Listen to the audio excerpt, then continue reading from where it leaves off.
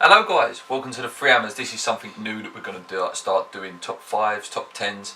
This week guys, I'm going to do mine, this is just mine personally, top 5 saddest and emotional moments that I've had as a West Ham fan. This could be experiences in league, cup, anything really. Let's start with number 5. So number 5 guys, for me, it's way back 2006, that FA Cup final.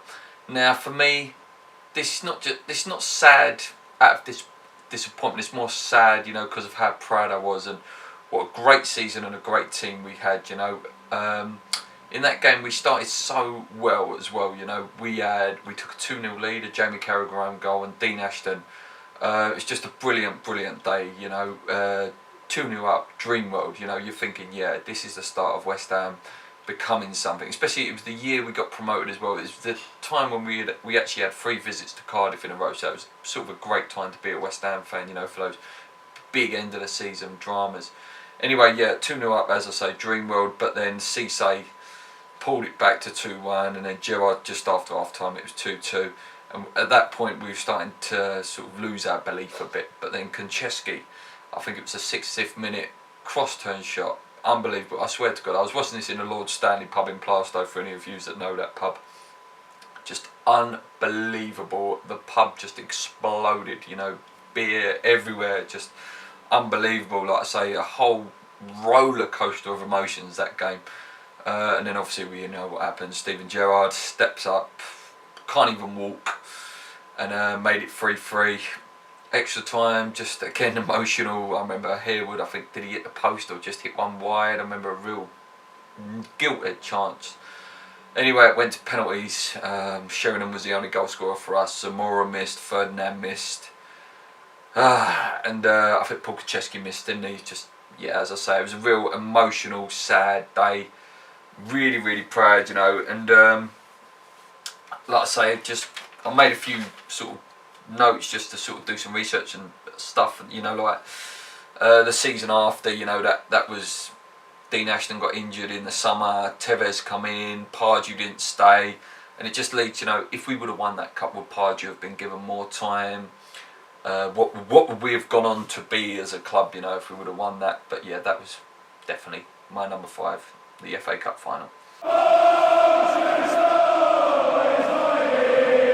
Number 4, guys, was a game actually. It was in the season after. It was West Ham 3, Tottenham 4. Again, for emotional roller coaster and sad, this probably sticks out as one of the games in my lifetime. Remember, this is my lifetime. I'm sure you guys have got loads of memories, but yeah, this was part of sort of the catalyst of really what happened afterwards. Was the Great Escape. But this game, I remember feeling after this game that was it, you know, that we was going down. It started off amazing, you know, Mark Noble, young, energetic midfielder at the time, came on, score a goal. We started so well. Tevez got his first ever goal, and I swear to God, that's one of the maddest I've ever heard. Upton Park, the noise, just unbelievable. What it meant to Tevez, what it meant to West Ham. Great day, you know, at 2-0 you're thinking, yes, come on, beat Tottenham, this will push us right on. Anyway, somehow managed to get back to 2-2. Tottenham pulled it back. Goals from Defoe, obviously.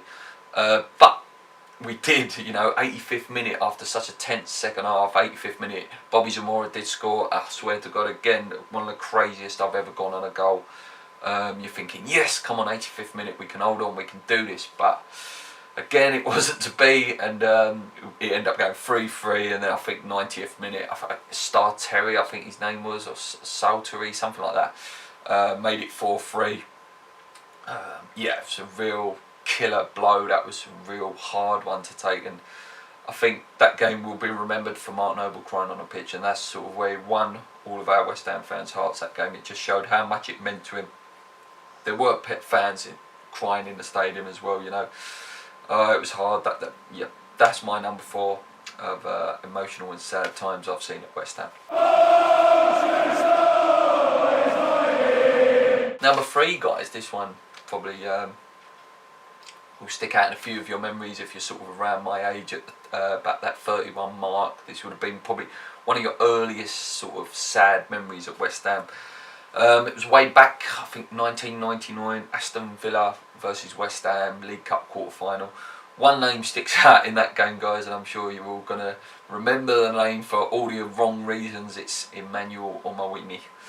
Yeah, we had just booked our place in the League Cup semi-final that year with like a great win against Aston Villa. The first match was such a great match as well, you know. It was we won it on penalties. Southgate missed. Lampard and Di Canio got some goals. There was a late penalty from Di Canio in the match. It was a great match. Another amazing atmosphere. One of them ones I remember. I think I was about 15 at the time of that game.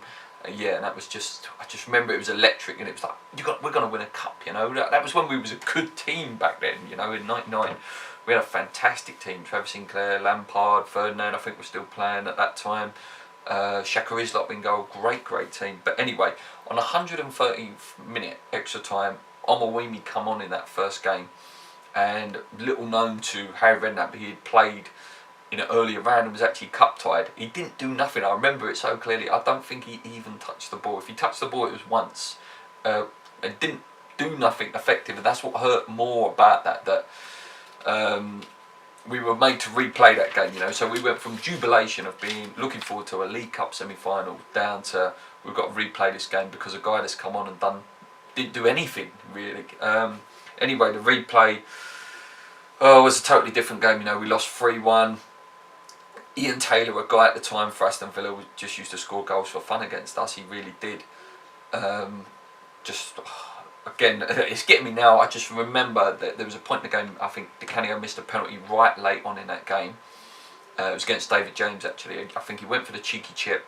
David James read it, and just remember his face, the emotion, just killed him. I was sitting next to Lee at the time, and Lee didn't even look at the penalty. I just remember it was just, it was awful. Again, it's hard to talk about because it was such an emotional day that was. It was such a disappointment because that was sort of a chance, you know, that was a real chance to go and win something, and it was taken away because a guy who didn't even come on, he came on for like minutes, seconds. He didn't take a penalty either. It's heartbreaking. Yeah, that was probably my first real feeling of being gutted as a West Ham fan. So that's my number 3, West Ham versus Aston Villa, the game that never was. Number 2, guys, relegation. From 0 to 03. Yes, we've been relegated since then, but this one hurt more. It was the highest point total ever still. I think it was 43 points. Usually 42 is your step over point to get over the line. But yeah, yeah. At that time as well, you know, as a fan, I'd never experienced relegation. Me and Lee were used to, you know, steady, good finishes, like sort of mid-table team we were, wasn't we, at the time? We had a fantastic team as well. Again, still your Di Canios, Sinclairs, Canute's, fantastic team. But Lee's dad, and I remember my dad always used to say, well, get used to it, you know, we used to be a yo-yo team in the 80s, 70s. So this was probably the start of going back to that at a point. Yeah, after finishing 7th the year before under Glenn Roeder as well, there was a real belief around the team, you know, of we was going to go on and do something special with such a great team. Players like Jermaine Defoe really coming in and doing things. Yeah, it was truly heartbreaking, you know. Trevor Brooking tried his best when he came in. Nearly saved us, you know, with them 3 wins. But I think it all boils down to that Bolton game when we lost 1-0. I think Pearce was sent off and JJ Okocha scored an absolute wonder goal. And I think that was the real catalyst of why we didn't go on and stay up that year. That Birmingham game, that 2-2 draw, will stick in my memory for a long time. Absolutely heartbreaking. I remember Paul was watching at a pub called The Salt, and it doesn't exist anymore. It was in Grange Road, I think it is, in Plaistow. I remember Paul outside crying, just absolutely devastated. It was really heartbreaking. It really was. Yeah, I think the season will be remembered, you know, like for Paolo and Roeder arguing. Paolo wasn't playing under Roeder for a long time, and it was Brooking that brought him back. And I think that was the real point which could have saved us, you know, if Paolo would have played more. Like I say, the sadness of the last night is not just it, you know. The relegation wasn't just that. It was the players we lost. We lost Defoe, handing the transfer request literally the day we got relegated, didn't he? We lost Paolo. Trevor Sinclair, and one that will always hurt me is that picture of Joe Cole in the Chelsea shirt.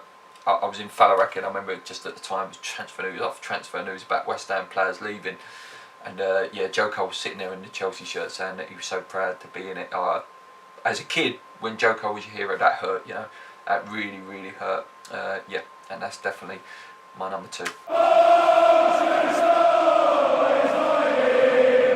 And finally, guys, my number 1 most emotional and saddest moment of my West Ham fan career so far. This might sound a bit cliche, but it really is true. I can't really sum it into one moment, guys, but I would say the whole of last season at Upton Park was a real emotional, happy emotions, sad emotions, just some of the stuff we see last year, you know, wonder goals, amazing performances from Payet, beating Tottenham after all the nerves that we had that they was going to be the last team to beat us at Upton Park. Just amazing 3-3s against Arsenal, beating Chelsea, unbelievable, you know, and then it all boils down to, yeah, that last game, you know, against Manchester United. Like I got in the area about 3-4 o'clock in the afternoon. Just it was incredible, the emotion, you know. You're walking around, there's Tony Cottee, there's John Hartson, there's Ian Bishop, there's so and so, Trevor Brookings there, and Di Canio's there, and just all the memories of when I was a kid came back, you know, all these legends from my past. Just yeah, it was a wonderful day.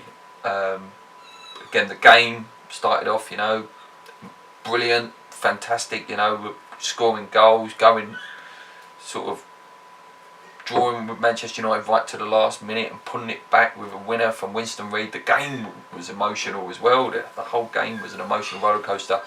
At 2-1 to Manchester United, you're thinking, they're going to be the last team to beat us, and what a way to end the time at such a beautiful stadium and a brilliant stadium. But we came back, you know, we won it, did it for the fans, and it was just fantastic. And then, you know, the after show when we see Trevor Brooking, Di Canio, all the fantastic players, past, present, that was real, you know, tear-jerking moment. There was grown men crying in that stadium. Lee shed a tear. Just wonderful day, and touched off with, you know, the great Bobby switching off the lights. Just wonderful, you know. I like to say these moments that I've put together, it's not so much the saddest in terms of how I've been like heartbroken. It's sort of more the emotional side of the game, you know, like the Tottenham result, the Liverpool result. I was really proud after them games, and I was really proud of the last game at Upton Park and the whole season in general. But they're the ones that got me the most emotionally. I'm sure there's more sadder moments, you know. For example, like the deaths of your Bobby Moores and your Mark Vivian Foes, and there's been some real awful results, you know, losing to Wolves and things like that, and losing that first playoff final was a real bad one. But these ones are where you've been at the height of an emotion, and then you felt the sadness as well. So you've been really happy, really sad, really happy, really sad, like the FA Cup final. Yeah, so they're my guys. They're my top 5. Look, yeah, I'm sort of even still feeling it now, just talking about these memories. You know, I'm sure you guys have got loads of different memories. Your most emotional memories. Drop them in the comments. Let us know. Maybe there's some ones that I've forgotten. You know, but that's it from me. I hope you like these new videos. We're going to come up with some new ones. Maybe some happy moments, top 10 goals, top 10 goals against us and stuff. Let us know some ideas that you'd like to see, guys. Some top 5s, top 10s. Anyway, keep checking us out, guys. Check out the podcast, check out my previews, reviews, check out at West Ham Fan Zone. Guys, hit that subscribe button, share with your West Ham mates, get us out there. Come on, you irons, keep believing.